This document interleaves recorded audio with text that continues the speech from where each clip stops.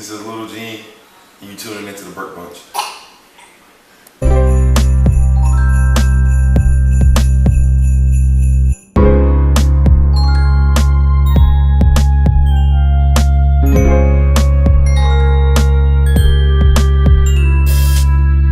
What do you do when you need a break and quality time with me?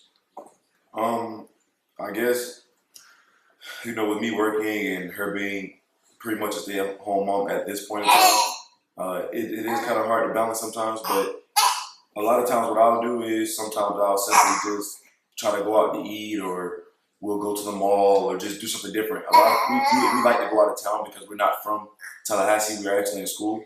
So often, a lot of times to get a quality time, we need to go home because we can have someone watch him, or he'll go with us, but we feel more, close to home, and we get a lot of more chances to do something we want.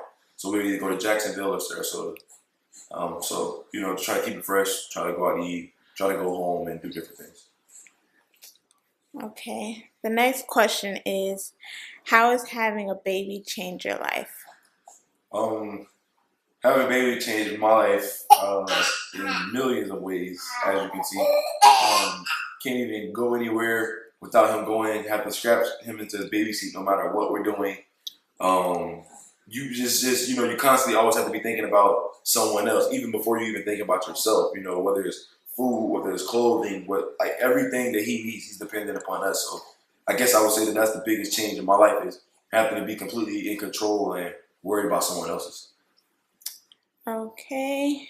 The next question is, how are you dealing with being a new dad, husband, and away from family? And how do you balance school and fatherhood?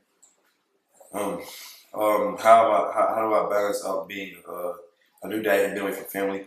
Well, because I'm married at 22 years old, I look at my son and my wife as my immediate family. So yeah, it sucks a lot, I have to get to see my family every day and stuff like that. But I feel like everything starts with us three anyways. So if we can work it out, if we can be together and work out together and do our own thing for a year or two or whatever, that we're not around the rest of our family, imagine how much better it'll be when we actually get to be around our family. And as far as school, and work and everything, actually a lot. I mean, a lot of people may think it seems crazy. It gets stressful sometimes, but a lot of times I don't even think about it. I just do it. So sometimes I have to go to school during the week. Sometimes when I get out of school, I have to go to work, come home, and it's just like, just balance it all out. He makes it all worth it. Alrighty.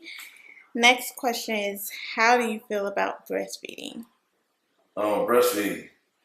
Breastfeeding saved my life. Because if my wife didn't breastfeed, I don't know what I would do. Because a lot of people complain about breastfeeding, and I understand that a lot of women can't do it. So it's not that they complain; they just really can't. But it actually is a lifesaver, because I never had to learn about how to fix a bottle or get up late night and get formula. I don't know anything about any of that. He wakes up and he pops right on. So that's what happens for me. And as far as my wife goes, it works out beautifully for her because she doesn't work at the point in time. She's just in school.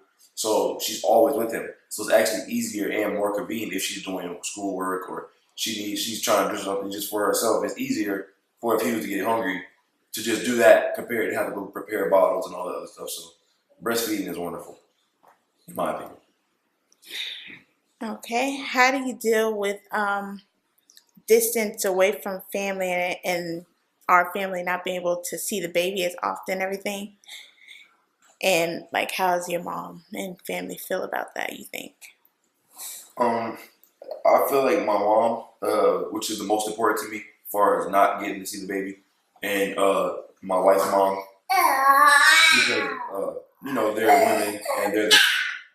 See, he feels some type of way about that also. See, I want to see my grandma. Yeah, I want to see my grandma.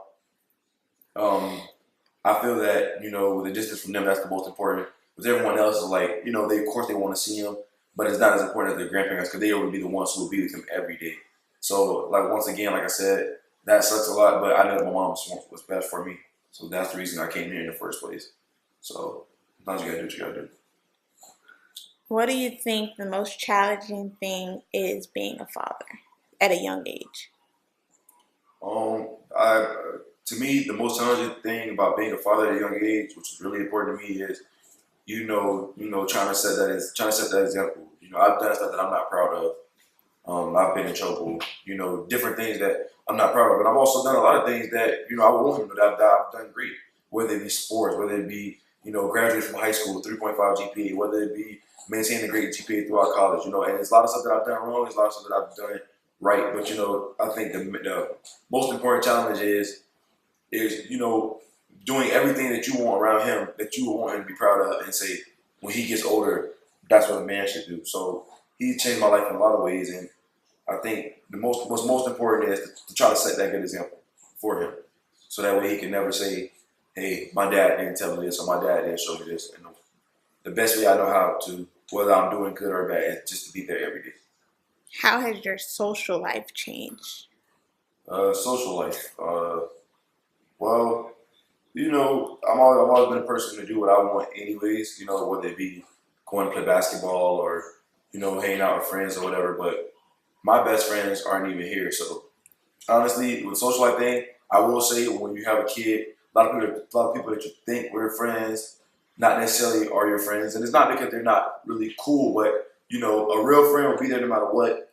Even though it's not that I need anybody, it's just a simple fact of um, like your social life will definitely change, whether it's a woman, whether it's a man, and it's not always good nor bad. When you get older, when you get smarter, when you get wiser. So if you were younger, you were hanging in the streets, and now you're on the job every day, the people that you hang around are going to be different. When you become a father, you think about stuff different. You care about different stuff. So the club may not be my scene anymore. And a real friend, you will still be cool with and still be in contact with because they will understand. Especially if they have kids on their own, and even if they didn't, because that's what real friends do. But sometimes they don't, and that's fine too. You just got to keep pushing, progressing in life, and that's what's important. Your kid, not friends. How many hours of sleep do you get at night? Um, All of them. I would be lying if I was to say, yeah, I'm that parent who gets no sleep or whatever. Um, we actually have a king size bed, so they're kind of like over there in their little own world, and meanwhile I'm sleeping, and I figure out everything that's going on in the morning. So not much on that. How has your daily routine changed? Um, Daily routine. Okay. It changed a lot in the beginning. It's pretty much back to normal now, but it changed a lot in the beginning. At first, well, as far as like I wasn't getting any sleep at first. We had to get a bigger bed. Of course, we had to make adjustments, and it basically changed in the fact of everything. Like, okay, doctor's appointment, stuff that I wasn't used to. Having to go to a doctor appointment every other day, having to take him to Quest for to get his bilirubin checked for jaundice. It was a lot of different stuff. Changed my daily routine completely. I mean, you go from being a 21-year-old in most people's eyes kid to a 21-year-old full-time parent, no help, no parents around, no family around. So a lot of people don't understand we're actually up here by ourselves in Tallahassee. We get. I'll be a liar if I say we didn't get a little bit of help from mom and her mom sometimes. A couple dollars here and there, but we're really here by ourselves, and we foot the most of everything we do by ourselves. So I mean, of course, our daily routine changed. Everything is about him now. What is something that he does that makes you happy? I guess it's something that makes you proud. Um,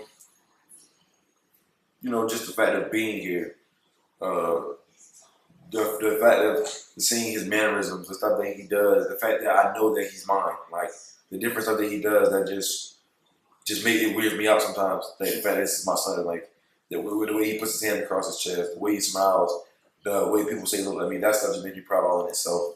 I know I'm probably talking fast, but that stuff, just like I said, the main thing for me, I guess, would be a smile. A lot of times having a bad day, trying to figure out bills or money or whatever the case may be, and whatever, and he smiles and I can't even be mad anymore. And the last question is, what is a message that you would say to him that you want him to read or hear when he becomes an adult and is, older? Something that you want to, like a message, something that you want to stick with him, basically. Give me 1 second.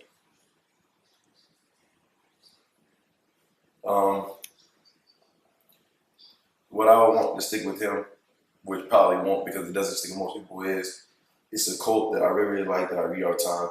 It says, "The time a man realizes that his father was right, he has a son who thinks he's wrong." And to me, that's pretty much important about everything because, I have a dad, and well, he's actually the fourth, and I'm the third. My dad is a junior, and then I have my granddad who's the first, so he's fourth generation. So, and we're some pretty, cool, smart, sometimes annoying, sometimes don't want to listen, hard-headed type of guy. So I know that one day he's gonna have his own kid, and the same stuff that I'm trying to tell him that he's not going to believe.